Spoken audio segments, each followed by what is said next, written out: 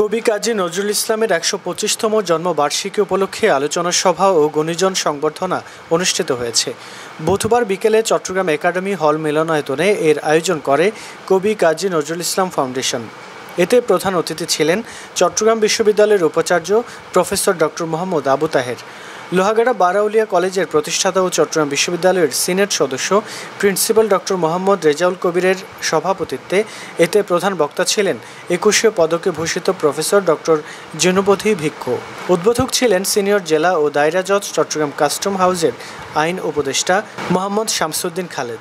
বিশেষ অতিথি ছিলেন professor doctor Mohammad Mohiuddin, ASM Azim Uddin, অধ্যাপক মোহাম্মদ আলী। সভায় উদ্বোধনী বক্তব্য রাখেন কবি নজরুল ইসলাম ফাউন্ডেশনের সভাপতি অধ্যাপক মোহাম্মদ তাজুল ইসলাম চৌধুরী।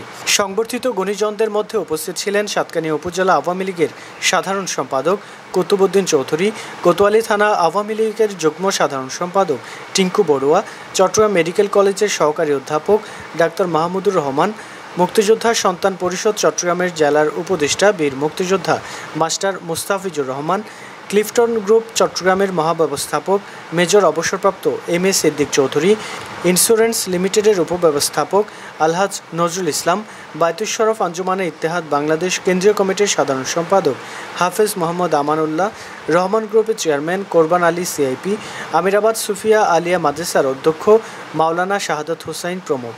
অনুষ্ঠানে বক্তারা বলেন, কবি নজরুলের কবিতা, গান ও সাহিত্যকর্ম বাংলা সাহিত্যে নবজাগরণ সৃষ্টি করেছিল। তিনি ছিলেন অসাম্প্রদায়িক চেতনার প্রতিকৃত লেখক। তার লেখনী জাতীয় জীবনে অসাম্প্রদায়িক চেতনা বিকাশে ব্যাপক ভূমিকা পালন করে। তার কবিতা ও গান মানুষকে যুগে যুগে শোষণ ও বঞ্চনা থেকে মুক্তির পথ দেখিয়ে চলেছে।